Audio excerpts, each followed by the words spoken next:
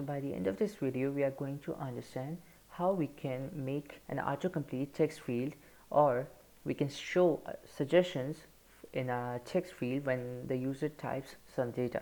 Okay, so this is a list of countries, and let's say I want to search for Australia. So when I search Aus, it just shows Australia. Okay, so how do we implement it? Let's get started. So first of all, for our app to work, I just made a new project, and in the project, in the perspec.yam file, I just added a dependency, the Flutter type ahead dependency, and this dependency can be found on the pub.dev, and it was published 6 days ago. The latest version was published 6 days ago. Okay, so the next thing I did in the project is that I just made a new screen, the home page, and the home page basically contains a list of countries.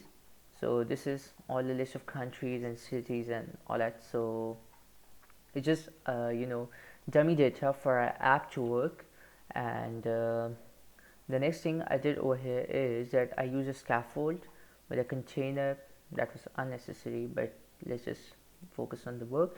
So I just created a form over here, and the data, basically this code, I have just used it from the original documentation. This is the same code. So this is the code. The one thing over here is that this code, the code that I'm showing you, is in null safety. So mind you, you will have to do that for your app. And the next thing I've done over here is that in the suggestions callback, we are given a pattern. Okay, so the pattern is basically the text that is written in our text field, okay, or the text that was entered by the user in the text field. So what we want to do is that we want to check that pattern, and we want to check that pattern, that if that pattern exists in the list of countries. Okay, so what we do over here is that in the countries, we use countries.where, and let me just zoom it. Okay, my bad.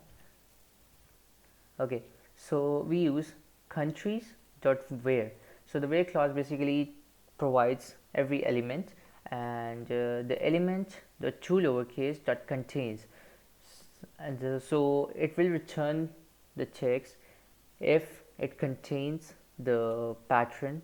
Okay, so the pattern is basically the text entered by the user, and the countries.where element is the name that is in the list of countries.